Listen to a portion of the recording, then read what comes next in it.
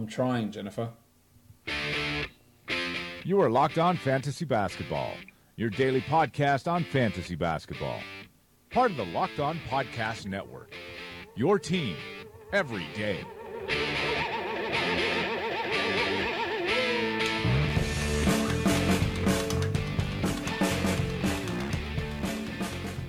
Hello and welcome to the Locked On Fantasy Basketball podcast brought to you by Basketball Monster. My name is Josh Lloyd and I am the lead fantasy analyst at basketballmonster.com, and you can find me on Twitter as always at redrock_bball. In today's show, we're going to be answering your questions that you guys sent in a few days ago for another edition of the Mailbag podcast. Michael Bolton's ready. Let's get to it.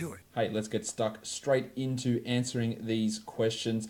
The first question that's coming through here is from He D, who's on Twitter at Adidas He D. Says, enjoying the pods, Josh. Thanks, He D. I just started our Dynasty Draft and I got Durant and Curry in the first 2 rounds. Am I missing something, or is this not really good? 12-team head-to-head league. Well, people are really down on Warriors players this season. I did a mock draft yesterday that had Steph Curry fall to number 10 when, if we remember, he was the number 2 ranked player per game after the All-Star break. Everyone's got it in their head. Oh, the Warriors is going to rest everyone down the stretch. And yes, Durant, Curry, Draymond, Clay, they did miss time last season. But they all had legitimate injuries. Curry tore a ligament in his knee. Durant had rib cartilage fractures. Draymond had a consistent sore shoulder. Clay had an injury which is completely escaping my mind at this point. And yeah, they will probably rest a game or two, and I talked about that in yesterday's podcast with that 5-game week they have during fantasy playoffs. There's no chance they're playing 5 games, but Curry had been healthy prior to this season, excluding playoffs. Durant had a few injury problems over the last 4 to 5 seasons. But it's not like they're just having wholesale rests every week and they're 4 games a week. They're only playing 1 game. They're taking 1 game off every single week. That's not the case. Now, those guys are older. They're approaching 30 or they're at 30 in many cases, and they probably only have 2 to 3 more years left at this same sort of level. But in dynasty leagues, people overvalue youth at a high amount. For example, in many of the dynasty leagues that I'm doing at the moment, you see someone like Luka Doncic getting picked in the top 25. Now that's great. Luka Doncic could become a top 25 pick, or you could get someone who's already a top 25 pick in that spot. And that's the way that I tend to go in these sort of situations, is get the guy that I know that. Like, Luka Doncic could become anything. Like, he could actually become a top 25 player, but you're taking him like he's already there. Why not take someone who's already there? It just reminds me of that, I believe it was Family Guy, where he's got the option to pick a boat or to pick a box. And he's like, well, we take the box. Inside the box could be anything. It could even be a boat. That's the sort of impression that I get with these sort of scenarios with these rookies, that people take them, oh mate, they might become top 25, where you've got a guy that's sitting there who is already top 25 and will be for the next 5-6 years or whatever it is. And I feel like you're going to get at least 2 to 3 years of top 10 production out of Durant and Curry. So getting those 2 guys in the first and second round, now I don't know exactly what pick you had, but regardless, that means that one of them went at pick 13, which is really low. I don't think I'd be too concerned about it at all, and I think you're on a pretty strong path to being a challenger in this initial season of your Dynasty Draft. So thanks for your question, He D. Let's look at the next one. It comes from hashtag Ironman. Haven't heard from you for a while. At Starks_industry. How many minutes does Harry Giles get this year, barring injury? Well, Giles was okay at some league. It was great to see him on the court, but with Willie Cauley-Stein, with Marvin Bagley III, with Skal Labissiere, with Costa Koufos, with Zach Randolph there, Giles is what? Maybe, at worst case scenario, he's the 6th big on this team. Best case, he's the 4th big, maybe behind Randolph, Cauley-Stein, and Bagley. Maybe he's the 4th big, best case scenario. So I think if he got 20 minutes a game, you would be absolutely stunned. I would be stunned if he got 20 minutes per game at this point. He could be. Look, he wasn't like... He didn't come out in Summer League and completely destroy it. He had some moments. And he looked better than Marvin Bagley at times. But that doesn't mean that he is going to be coming in and playing huge chunks of minutes to start this season off. I think a 15-minute expectation with some time in the G League, not an every night part of the rotation on most nights, is a fair expectation from Giles. But he looked pretty good in some league. It was awesome to see him on the court. Whether he can ever return to the level of play he had in high school is, of course, the big question, and I would have to have some doubts on that And the situation, again, with all these big men in Sacramento, plus I'm not even including Nemanja Bjelica or Bogdan Bogdanovic, and Bjelica's best position is the 4, and Bogdanovic played a lot of minutes at the 4 last season as well, which takes more of those 96 front court minutes away from those 6 big men that I already mentioned. So I don't think we're going to be seeing huge role for Harry Giles for this upcoming season. The next question comes from Richard Newell. He says, I know fantasy and real life are different, but why can't Kyle OQuinn get more than 15 to 18 minutes a game unless someone's injured? In other words, why doesn't everyone love cock? Rich, bringing the jokes to the podcast. Inconsistency is the big issue with Kyle OQuinn. We know that the advanced metrics love Kyle OQuinn. We know that he's PIPM, his box score plus minus, his PER.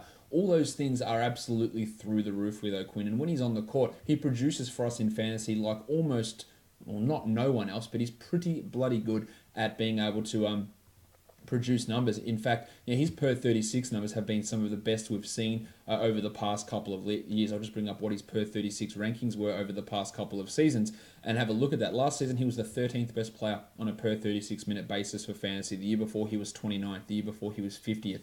These are in really limited minutes, of course. True shooting of 63 last season. He averaged 14 and 12 with 2.5 blocks per 36 minutes. The year before, 3 blocks per 36 minutes. The year before that, 2.3 blocks. So he blocks shots. He can stretch to 3 in a pinch. It's not great there, but it is inconsistency with OQuinn. It's sometimes the defensive concerns are there with him, but I do think that he has been given somewhat of a short shrift throughout his career. He was a plus 3.2 on off last season, which is obviously a positive. PER of over 20 the last 2 years. Big box score plus minuses. I would love to see him get a chance to start. I would love, if the Bulls hadn't have chosen Wendell Carter Jr., I would have loved for them to have gone for him. I'd love to see him play on the Lakers instead of JaVale McGee, instead of Flaming Mo Wagner.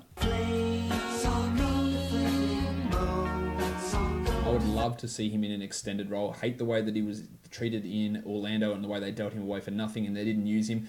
But there just seems to be something about him that does rub teams the wrong way, and he seems penciled in as a career backup. But I guarantee you, if he was a starter anywhere, he'd be an easy top 100 fantasy guy, and he'd actually be a pretty serviceable NBA player. But there are defensive concerns with him at times, and there are some consistency problems. So that's probably the main reason. I'm not sure it's enough to have limited him as much in his career as what it currently has. The next question comes from Jordan at 416 Basketball. How do you handle late picks in head-to-head? I want upside, but I also want guys I can actually play in week 1 without hurting me. Last year, I remember cutting some rookies that turned out to be good because they were unplayable early in the season. Well, it is a difficult balancing act. In general, in week 1, I don't really care if I lose week 1 because there's always weird shit that goes on. Like you'll have Jamal Murray shooting 10% from 3, Tim Hardaway going 19% from the field. You'll have guys like Jaylen Brown putting up 30 points a night and people overreact like crazy. And that shit starts to even itself out after the first week or so. Rotations get settled, players get settled in new environments, and efficiency bounces back. So I don't really care if I lose that first week. But when I'm looking at late picks, I'm not taking someone like Mitchell Robinson most likely because I don't think that he's going to be starting the season as the starter for the Knicks. I don't think he's going to be doing that anytime in the first 5 to 6 weeks, but I could see him getting an elevated role come January. But I don't think holding on to someone for that long is really the way I want to go. What I want to do with those late picks, or even someone perhaps like Wendell Carter, if we hear that he's going to be playing 19 minutes a night, then it's probably not worth taking that late pick on him unless you're in a roto league or in a weekly changes league where you can utilize your bench as literally just a stash spot. When you have to use those positions, it is a bit harder to do. I want guys in those last picks who have an ability to have a role immediately and develop into that, like Tyreek did last season, like perhaps we have with Brandon Knight for this coming season. Someone who can slide under the radar, who's going to have an opportunity from day one to be in that position to maybe blow up immediately. Now, things will change all through the season and players will come into certain situations and certain positions as the season goes on. But I'm not taking someone like Ali Akobo with the last pick in my draft on the hopes that the Suns start him in February and things start to come to fruition. That's not the way I'm looking at it. Like, I'd take a guy like Kevin Knox at that last pick. It may not work out and he might be able to do nothing but score inefficiently, and that can have its value in itself. But I'd take him and I'd hold him for the first couple of weeks because I know he's going to have that role for those first few weeks, and let's see what happens. On the flip side, if we hear that Colin Sexton isn't starting, I probably wouldn't be picking him with my last pick because, as you said, he's going to provide very little value initially on that on your roster because limited minutes early on, and it might be December, it might be January when those things change around. So that's the way that I have a look at it, but I'm looking for guys who are going to have an opportunity straight away to have a role on a team, not someone who might have one by the trade deadline, because I'm not sure that's the best way to go about utilizing those picks in standard sort of formats. The next question comes from Pat Mumba at Pat LaRocco. He says, for a late bench spot, 9-cat head-to-head, who would you take a chance with? Greggy Munro? As Greg runs in, we realise this could get dangerous. Jahlil Okafor or Emmanuel Mudiay?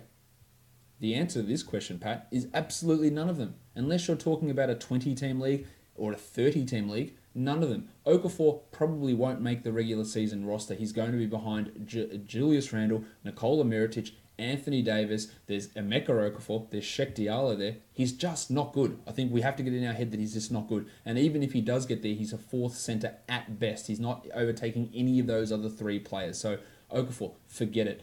Greg Munro, he's behind Jonas Valanciunas. He's behind Serge Ibaka. He is the third string center in Toronto. He can't really be on the court in high matchups. So yeah, he can play well in 20 minutes a game. He's just not getting 20 minutes a game up in Toronto. So no use there. And Emmanuel Mudiay, another third string point guard behind Trey Burke, behind Frank Ntilikina. He has never shown us to be a good NBA player heading into his fourth season. This league, Pat, would want to be pretty deep for you to even consider any of these three guys. I would want absolutely none of them on anywhere near my 12-team or even 14-team league. They are guys who you're looking at outside the top 200, 250, perhaps, or probably even 300 in the case of Mudiay and Okafor at least, and probably Munro, who's not going to be an every night player in Toronto, I don't think. The next question comes from Wyatt Albin, who's on Twitter at beat_sticks. What are the best 9 categories for head-to-head? Well, in general, standard categories are standard for a reason. So that's your points, rebounds, assists, steals, blocks, threes, field goal percentage, free throw percentage, and turnovers. I hate turnovers. You're well aware of that. I don't mind playing in leagues with turnovers. I pay absolutely zero attention to them when I'm drafting, when I'm making any sort of decision. That is just an automatic punt for me. But I understand having them there.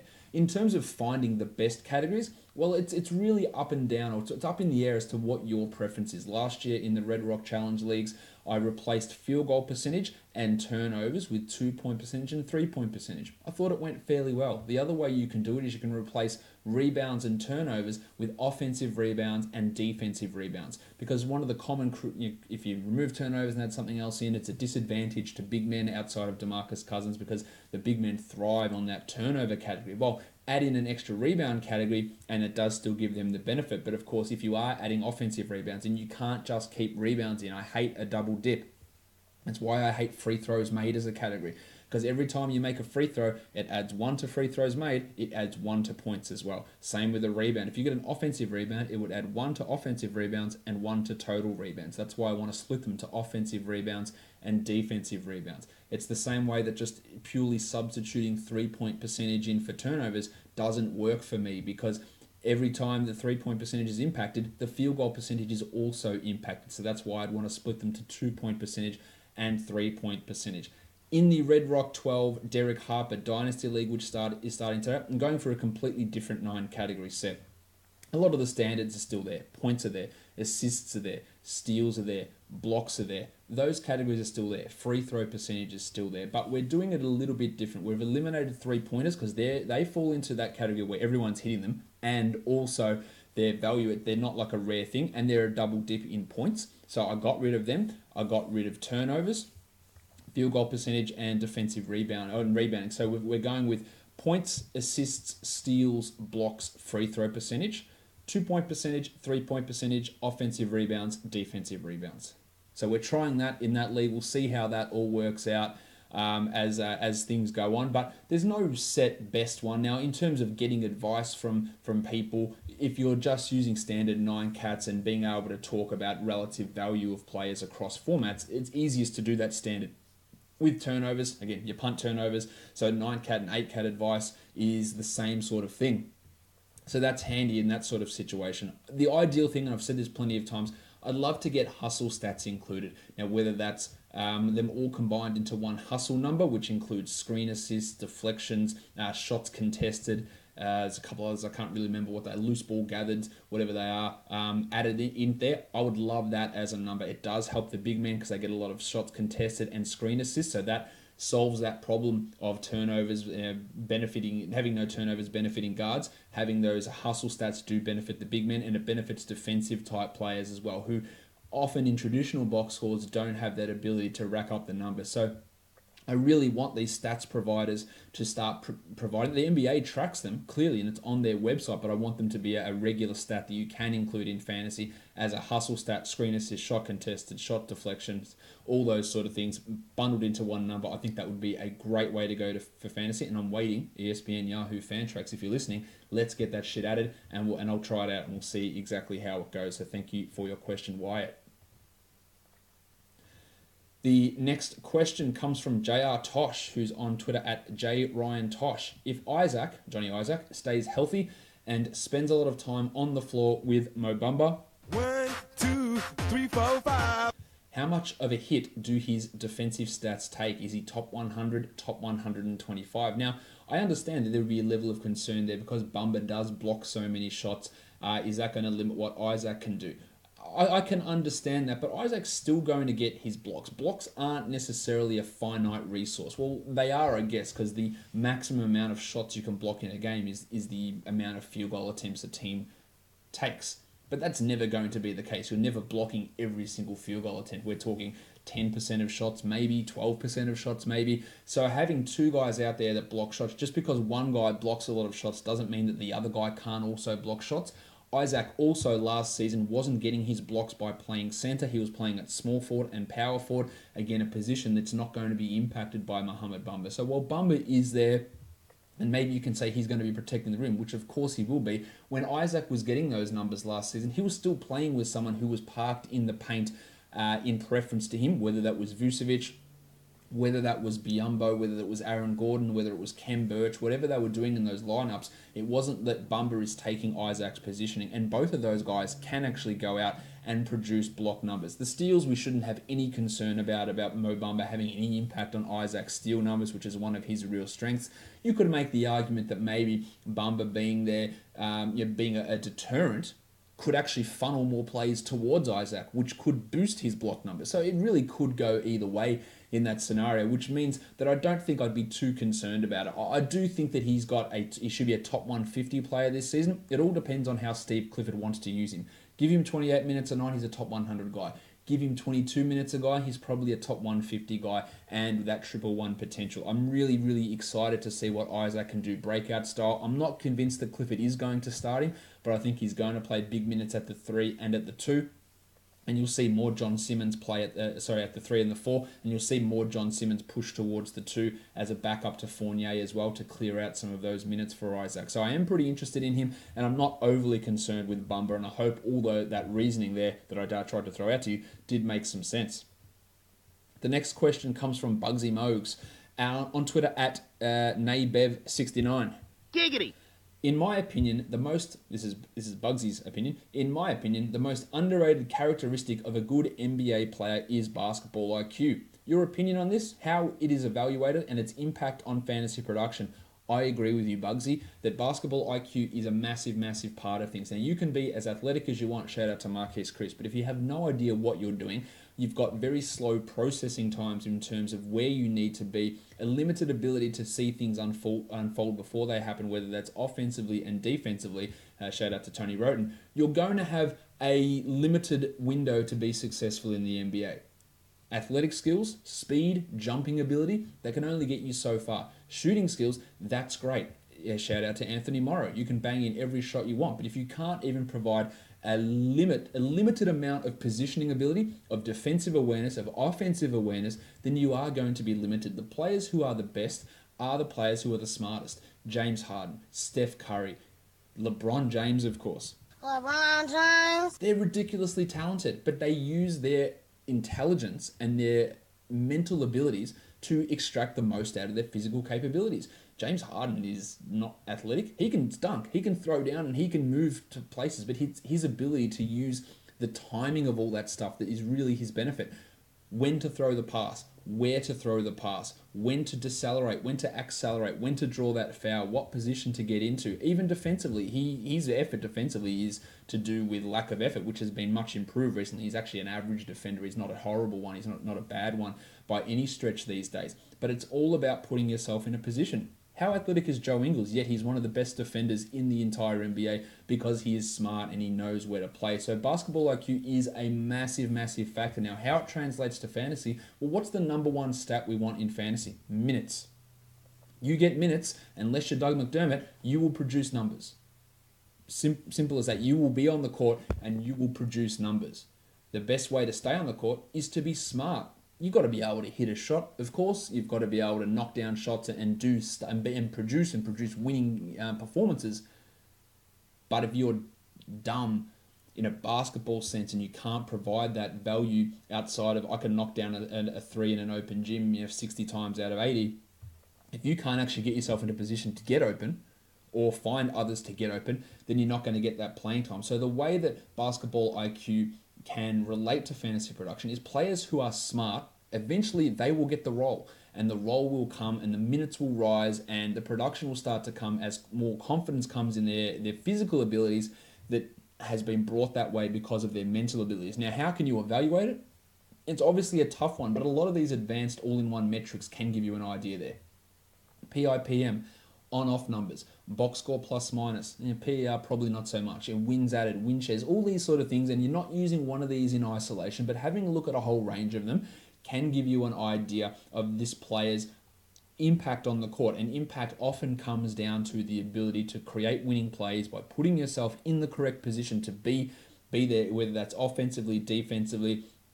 Someone asked me a question the other day, why do you hate Chris Dunn and love Ricky Rubio when they're the same player? My answer is they're not the same player at all. Yeah, both of them can't shoot very well, but one of them is a good offensive player and the other one is Chris Dunn. Because Ricky Rubio can't shoot, even though he was a much better shooter last season with his three-pointers especially. Dunn had his moments, but his ability to set everyone else up, to be able to put himself in position and to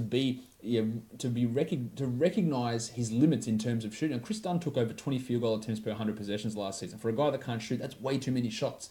That's not saying Chris Dunn's a low IQ player or anything, but that's the difference there, is being able to set things up and create opportunities through angles, through positioning, all that sort of stuff. And you see that through Rubio's career of his on-off and advanced numbers are really very much in the positive for him throughout his career. It was a little bit negative last season, but as a general for his career, he's been a big positive in that area. So there's no one like here's your IQ rating, but a number of those factors and those advanced metrics, on-off data, all that sort of stuff, real plus minus, it does take into consideration. It doesn't take into consideration, but it's sort of your IQ is reflected in a lot of those numbers. Long answer to that one, sorry. Khalil Ibrahim at Khalil_2103. Any tips on the upcoming draft for the draft only league? Now, I know one of the draft only leagues started yesterday. One of them has started today. And if you don't know what draft only is you draft. That's it. It's basically like a mock draft, but what you do is you make all your selections, extended benches, and you don't make any waiver wire moves. You use no trades during the season. Your roster is your roster. So it's I was going to say low maintenance. It's a zero maintenance league. You draft everyone and you sit there. We're doing head-to-head ones, roto ones, and points ones. Basically, everyone's active in the roto and head-to-head one. You don't even set your lineup each week. And in the points one, the software does a best ball system where your best, I think it's 10 players, get activated each week based on what they score for the week. So how do you do this? Now, obviously, you've got to be able to pick guys who you think... There's two ways of doing it. I think you can look at guys who are going to have consistent production, especially in those head-to-head and roto, where the whole roster is active each week. If you've got guys who are going to be zeros for big chunks of time, like Boogie Cousins, and that's probably not going to work out because you're just going to get zeros and zeros and zeros and zeros for weeks and weeks and weeks. Same with a guy that, like I referenced earlier, Mitchell Robinson. Maybe you get zeros there for the first 2 months, but is it enough that when he does move into a larger role and leapfrog ahead of Luke Cornett or Isaiah Hicks or Joakim Noah, who probably won't even be on the team, is that value going to be there? The other thing I think you should look at in draft-only leagues is handcuffing. Now, handcuffing is a shit strategy in fantasy basketball leagues in general.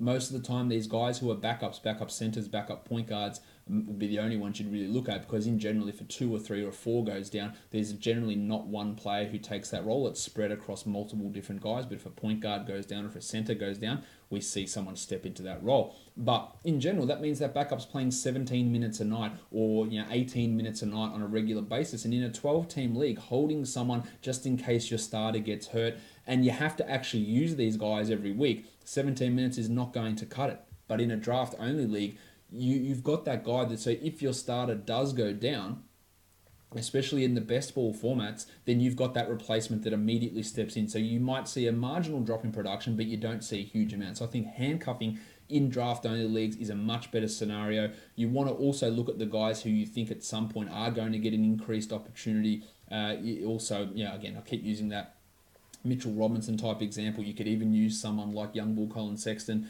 and have a go at him. Maybe it's Mo Wagner, maybe it's Mo Bamba. Either of those guys, you could have a squeeze at them. But remember, if it's the head-to-head or the roto type one, you're going to be getting zeros on some of these guys as your active roster is set up that way.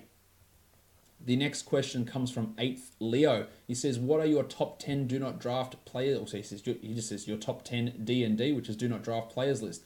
8th Leo, I'm not sure how long you've been listening to this podcast, or anyone listening to this podcast or following me on Twitter would know. It is absolutely empty. I do not have a do not draft list because they are bullshit. They're bullshit. Now, you could phrase it in a different way. Who won't I draft based on their current ADP? And that's a different story. And I went through that and talked about guys who are too high on ESPN rankings. Marvin Bagley at 69, for example. That's someone who, if they're going at that position, there's zero chance I'm going to end up with them on any team. It's just not going to be the case for me. If that's Emmanuel Mudiay at 46, probably not going to draft him at 46. Isaiah Thomas at 50, you can probably have it. But in terms of do not draft list, it just doesn't exist for me. Because at any point, there's going to be value in certain players. Now, of course, I could say that Derrick Rose is on my do not draft list for standard leagues. No shit. But if I'm not in a standard league, he's not on my do not draft list. There's no players where I'm just avoiding them. Now, Porzingis and Cousins, I'm not taking them in the top 50. If they fall outside the top 100, sure, I'll grab them, but that doesn't mean they're on my do not draft list. You need to go in with a completely clear mind to drafts, I believe. You've got to understand where players are going and what the value is, but it's too many people going. I think there's a real recipe for disaster in fantasy drafts, is that people go in with one of two, they go with multiple mindsets, but these two mindsets I think really can be detrimental. I've got to make sure I get this guy. Man, Don Mitchell loved him. He won me my draft. I've got to make sure I reach for him and grab him this season. It's bullshit. Like, that's all well and good, but you're attaching a physical profile to a set of numbers. And it's all good. It comes from Donovan Mitchell. We all love Donovan Mitchell. He seems like an absolute ripper bloke. He does a lot of great stuff in the community. He's massively fun to watch and he produces great numbers. But if you go, well, there's a Jazz fan in my draft and they're going to take Mitchell at 25, and so but my pick before that's at 18, so I have to get him because I know this guy's going to get him. He won't get back around to me. Well, you know what you do? You just let him go. Let's go. Oh, that's fine. Someone else have him, and I'll get someone else who's more commensurate with my actual draft spot in that position. Going in with guys, I have to get this guy. I've got to make sure I target John Collins. Therefore, I'm going to grab him at pick 50. Well, maybe. But what if you can get him at 80? Or what if you can get someone else in that same zone who provides similar value at that same sort of spot? It's all about getting the value and going in with an idea of I have to get this guy and I have to, if anyone says I want to reach for this guy, look, don't, as soon as that comes out of your brain or it comes out of your brain into your mouth, I have to reach for him, then you just go, well, you know what, let's go with a different direction. The same thing with do not draft list. Never drafting this guy again. Okay. That's Gordon Hayward, man. He's a bum. He's my third round pick last year. Cost me the lead 5 minutes. Never draft him again. So what if he's sitting there at pick 70? You're going to ignore it? No. Well, if you are, you're wrong and you've lost your league. That's what I mean by do not draft this has to be empty. Don't go in with, look, I'm never drafting this guy and I have to draft this guy. Because that's just not how shit works. You can say, well, I've got this list of guys and I think they're going to slide down and I'm real happy to grab them. And their ADP is 110. I've got them as the 50th best player. I'll grab them at 80. That's not a reach. That's totally fine. If their ADP is 110, you've got them as the 50th best player and you grab them at 40 because you've got to have them. That's stupid. So, clear your mind. Clear your do not draft list. Clear your I must have this guy list. It's going to happen with many guys. Donovan Mitchell's going to be one of them. He's going to be almost the number one of these guys this season. Man, he's so fun. Got to have Spider. Yeah, Spider. And you're going to end up losing value for doing that. And it is fun to have him, and I must sound like a real funless prick here. Don't have fun in your picks, just pick the numbers. Like, I must sound like a complete dickhead, but I'm here to try and teach you guys the mechanics of fantasy, or describe them, or explain them, or discuss them. And if you're just doing it to have fun and pick the players that make you smile the most, then by all means go and do that. But it's not necessarily going to turn into a winning strategy. Didn't mean to get as animated there. The next question from Eric Dober, who's on Twitter at dmuller77. Is Lonzo Ball a better keeper choice than Donovan Mitchell? Didn't realize this question was coming up after I just spoke about Donovan Mitchell that much. Is Lonzo Ball a better keeper choice than Donovan Mitchell? It's a very interesting question. If Lonzo's shot comes around, and by comes around I mean he hits 44% of them, 72 from the line and 34 from three, which they are very, very low bars to pass, he's a top 20 player. Simple as that.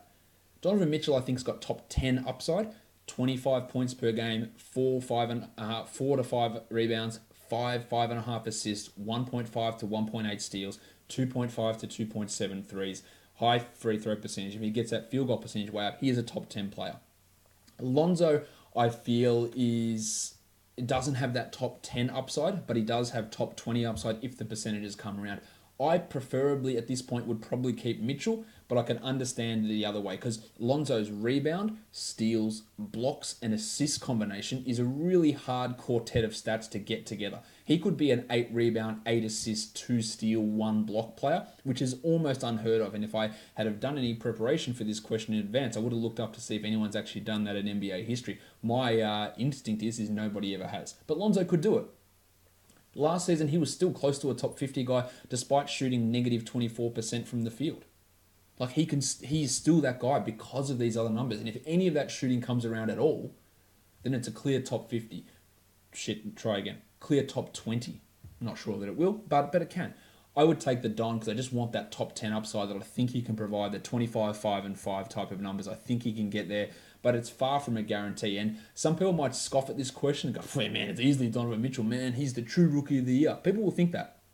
It's not as clear-cut in fantasy. I think both, it could really very much be next to each other in rankings for a very, very long time to come. So I do like that question, Eric. Thank you for throwing it in there.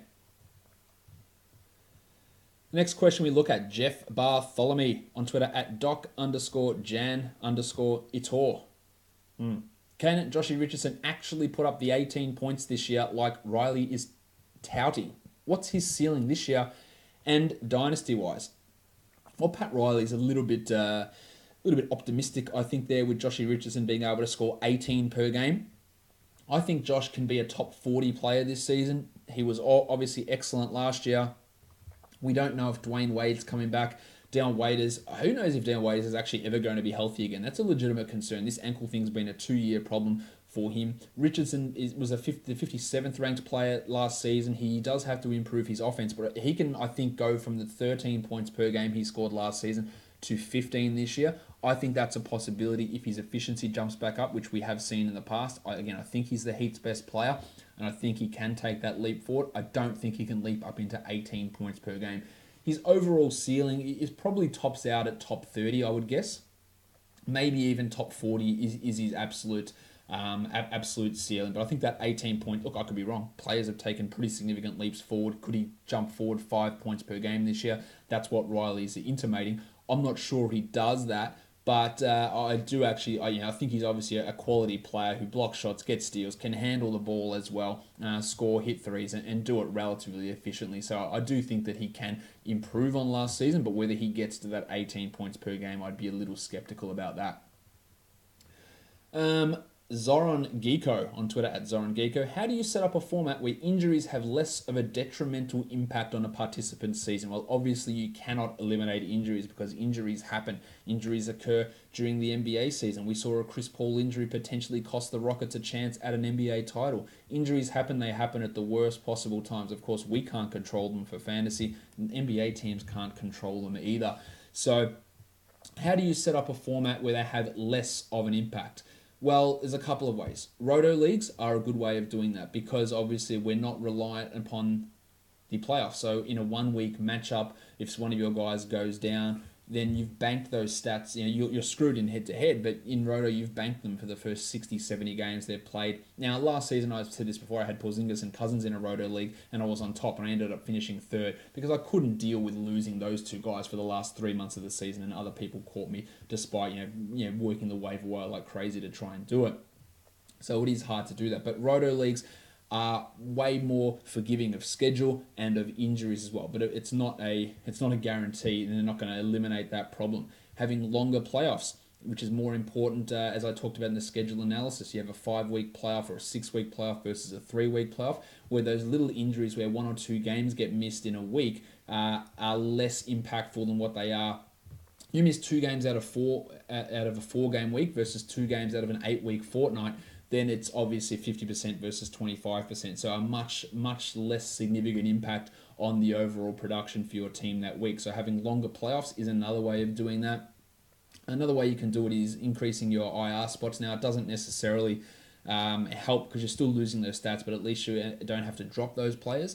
And the next one is having averages instead of totals. So we go through and we add up in fantasy, how many threes did your team hit? But you can do it and set it up as averages. Like, what is my average 3 points per game over my whole team? So if I have my stud in there, LeBron, and he gets hurt and he plays only 2 of the 4 games, maybe instead of me accumulating 100 points for the week, I would have only accumulated 50, but it's still 25 per game if you do it by averages. Now, you have to have certain rules in there with averages where there's got to be a minimum amount of games played, because if you just have you don't have that, then I'll just start LeBron and nobody else, and then his averages will beat everyone else's averages. So you've got to have minimum games set in those type of leagues, but that is a way that you can try and at least eliminate the week-to-week injury problem. Over the course of the season, though, Roto is probably your best way at being able to limit the impact of injuries. Unfortunately, they are something that is obviously a pain in the ass. The last question of today comes from Vas_Char on Twitter at VasChar93. What is really the upside of DRC Zaire Smith next to players like Benny Simmons, Joel Embiid, and Markelle Fultz? Is there enough space, and will he have the opportunity to justify picking him ahead of Miles Bridges, who has a more clear path in 2 to 3 years in Dynasty? It's an interesting question because, of course, with those 3 guys in Philly, where does Zaire sit? But if you look at rosters across the NBA, they change so rapidly. Now, coming out here and saying that the Sixers aren't going to have Fultz, Simmons, and Embiid in 3 years' time would seem crazy. But if I had said the same thing to you about the Cavs in 3 years' time, they won't have Kyrie and LeBron, you would have gone, what are you talking about, mate? Like, get out of here. Like, shit happens all the time. Players get traded. Hey, the Spurs don't have Kawhi anymore. Paul George isn't on the Pacers. Durant left the Thunder. People move and change all the time. Injuries happen. Situations happen. So in this sort of case, I don't really look at Bridges as this game-changing type of talent. And maybe he has a path there where Nick Batum, when Nick Batum ages out and Bridges can take that starting small forward job. But what if Bridges is just never good? Which is a real possibility. He could be good, but he might not be.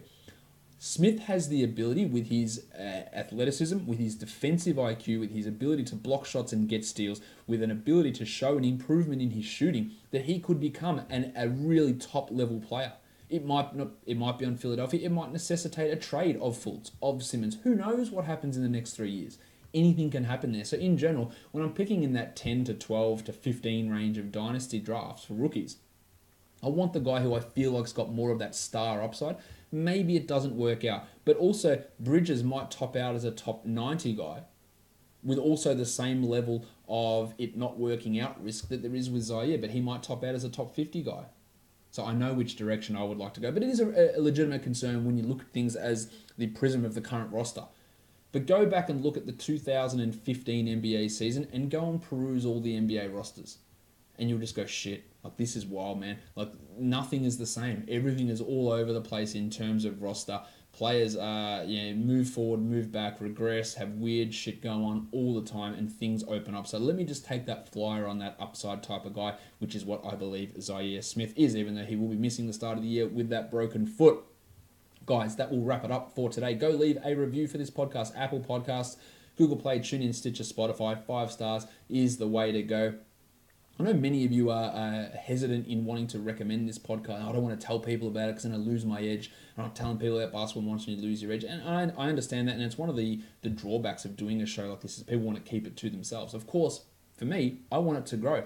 But the risk there is, and I'm not trying to sound dramatic or anything like that, but if people don't tell anyone about the show and it starts to not grow or regress, then in the end the show doesn't exist.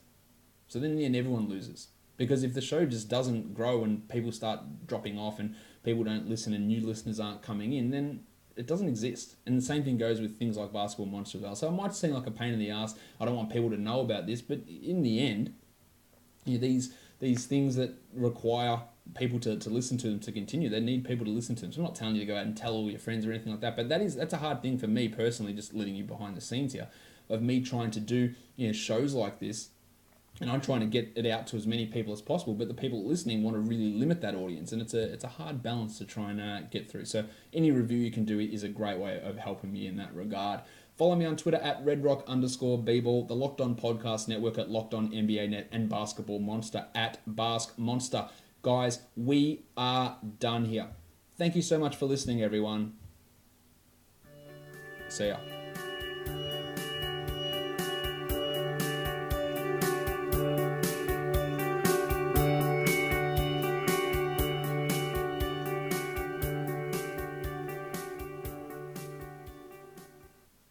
CJ McCollum.